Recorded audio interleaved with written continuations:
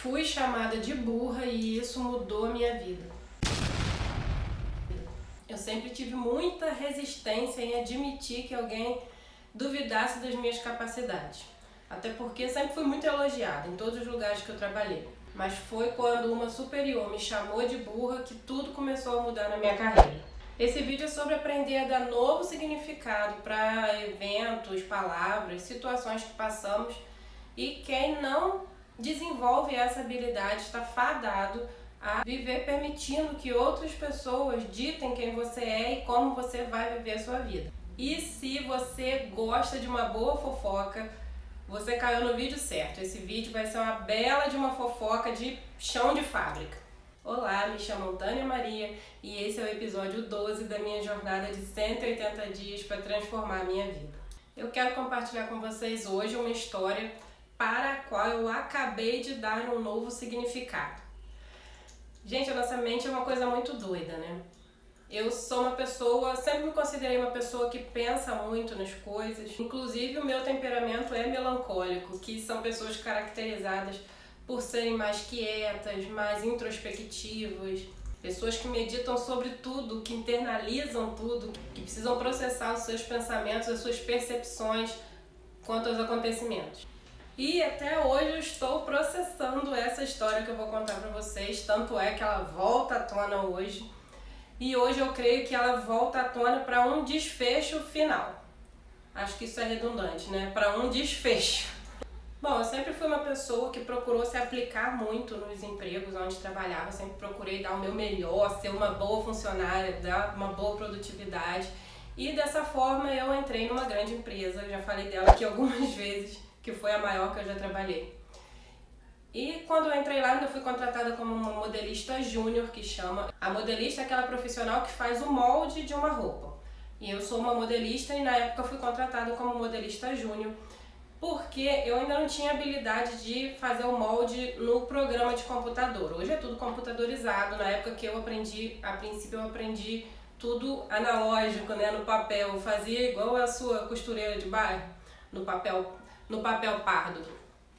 E quando eu entrei lá, eu ainda fazia só no papel e me foi dito que não havia problema, que eu receberia um treinamento para conseguir também passar a modelar no programa de computador. Esse treinamento nunca veio, fiquei lá 3 anos, esse treinamento nunca veio. Mas, apesar disso, com um mês trabalhando lá, eu já estava fazendo os moldes tranquilamente dentro do computador.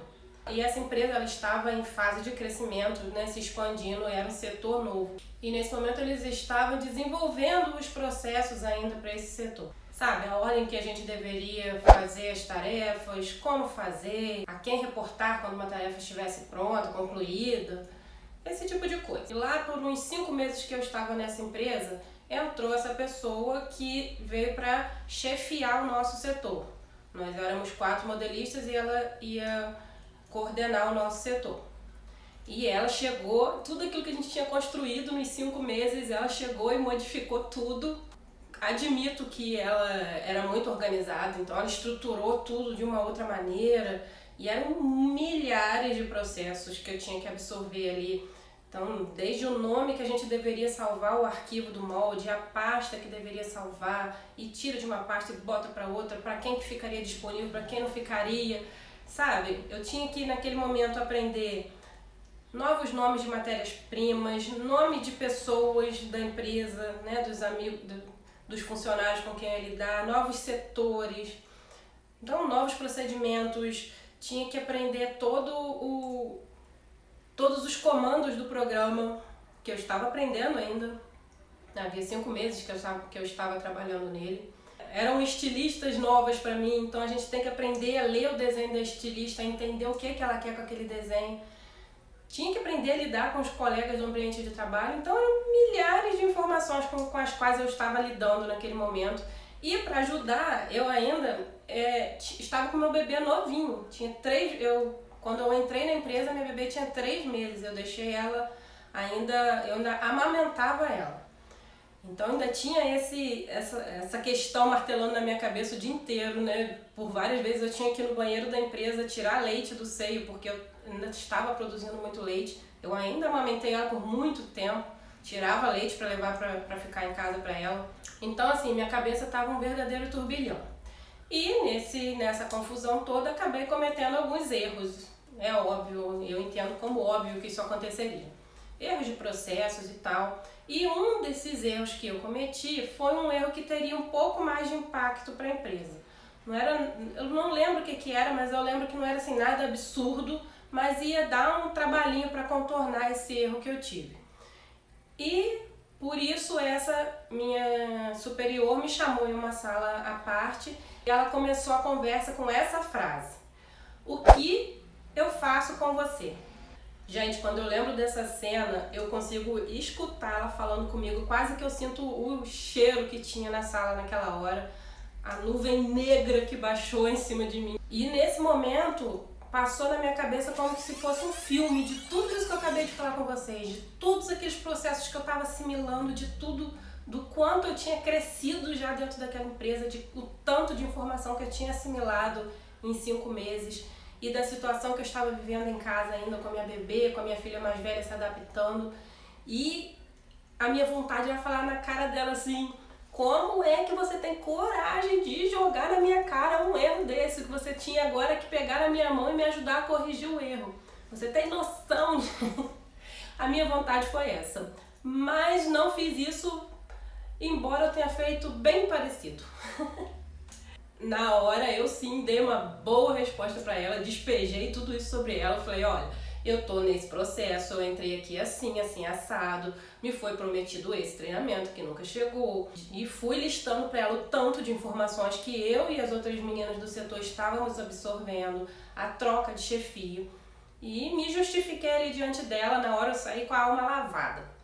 Mas isso não foi suficiente para tirar o peso que aquelas palavras deixaram, a marca que aquelas palavras deixaram na minha alma. E naquela época eu comecei a procurar na minha mente, processar na minha mente o porquê dessa percepção que ela teve das minhas capacidades. E até eu acabei começando a duvidar de mim mesma, se eu tinha capacidades para estar exercendo aquela função que eu estava naquele momento. Mas naquele momento eu percebi que eu não queria que outras pessoas tivessem que passar pelo que eu passei, tivessem que lidar com um chefe que falasse dessa maneira com elas.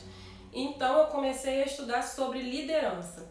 Eu queria saber o que um verdadeiro líder faria, como ele se comportaria, né, numa situação como aquela. E na época eu não pensava em liderar, não pensava em mim como uma líder. Mas na verdade o que eu queria ali era quase que rebater a ela, ter argumentos para rebater se ela me enfrentasse novamente.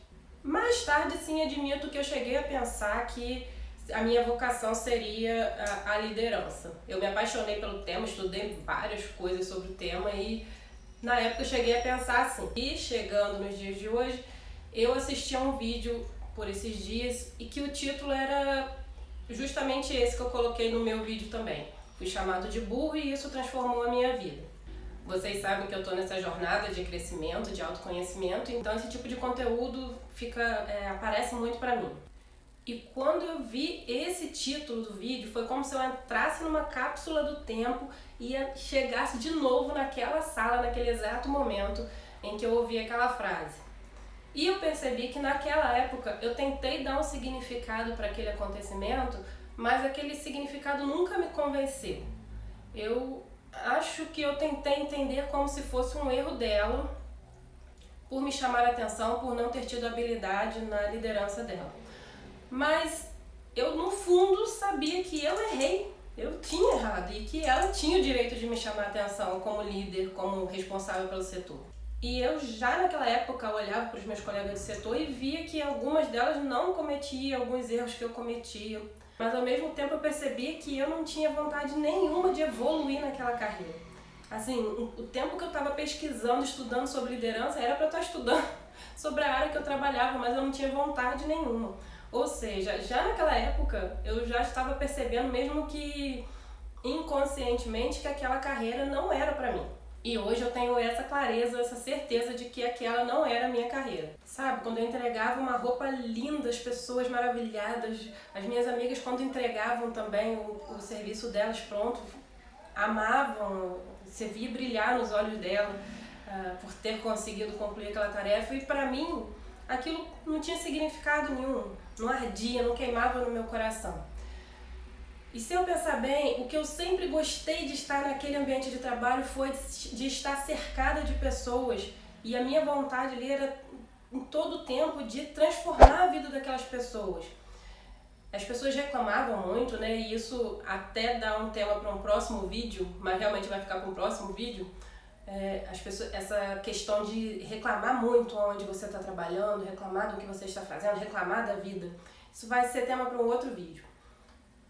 Mas quando eu via aquelas pessoas reclamando, a minha vontade era sempre dar meios para ela transformar a vida dela, para ela mudar a vida dela, ou pelo menos para ela mudar a visão dela sobre o momento em que ela estava vivendo. E nesse meu processo de meditação sobre o tema, eu percebo que o que eu tirei de bom desse acontecimento foi que eu percebi que eu estava ali tentando me encaixar num quebra-cabeça que não era o meu. Na época eu não conseguia ter clareza de aonde eu devia me encaixar, de qual quebra-cabeça eu deveria procurar, mas eu sabia que aquele não era. Inclusive, muita gente hoje deprecia a figura do coach, né, a profissão de um coach, mas eu acho que se na época eu tivesse tido a oportunidade de ter contato com um coach, de ter uma sessão com um coach, ele teria me ajudado a enxergar que caminho seguir, porque os sinais eram óbvios e eu não sabia enxergar. Mas se você hoje está nesse momento de indecisão, de ainda não saber para que caminho seguir, eu te aconselho muito a procurar um profissional, ainda que não seja um coach desses famosos, porque são caríssimos, né? Mas tem profissionais aí que cobram R$200 numa sessão e vão te economizar muito tempo. Eu teria economizado aí uns 7 anos de vida fácil e não precisaria percorrer um caminho tão longo até este momento de clareza que eu tenho hoje. E antes de eu terminar esse vídeo, eu preciso lembrar você de se inscrever nesse canal, de curtir, de comentar, para que a gente aqui tenha um incentivo de continuar com esse trabalho e para que o YouTube também entregue esse conteúdo para outras pessoas, impulsione esse conteúdo para que outras pessoas tenham contato com ele também. Bom, gente, quanto a mim, ainda sigo nesse processo, nessa jornada de autoaprendizado, de transformação, de descobertas, mas a cada dia eu me sinto mais à vontade com quem eu estou me tornando. E a gente também pode refletir um pouco aqui nesse vídeo ainda sobre aprender a lidar com esses fatos que marcaram muito a nossa vida e que ainda estão muito vívidos na nossa mente. Se ele ainda está vívido na sua mente, como eu, que consegui ali ouvir ela falando comigo, é porque você ainda não deu uma conclusão para esse momento. Então, busca uma orientação para que você consiga se libertar desse momento, porque ele ainda está servindo para você como uma âncora. Você ainda está ancorado naquele exato momento em que aconteceu um momento que te deixou muito triste, que te deixou magoado, um momento que te deixou com medo. Procure então ajuda, porque do momento em que a gente consegue dar conclusão, que a gente consegue finalizar com um assunto, esse assunto a gente já não consegue mais ter essa lembrança tão vívida quanto eu tinha ainda desse momento. Esse momento, aquela lembrança vai se esvaindo, vai indo embora e você não fica mais remoendo, revivendo esse momento. E hoje eu me declaro liberta desse momento da minha vida, que foi um momento muito marcante. Tem dia que o mundo pesa, a gente esquece de escutar aquela voz suave e mansa que insiste em nos lembrar. A vida não é corrida, é caminho a se trilhar, com calma, com sentido, com coragem pra mudar.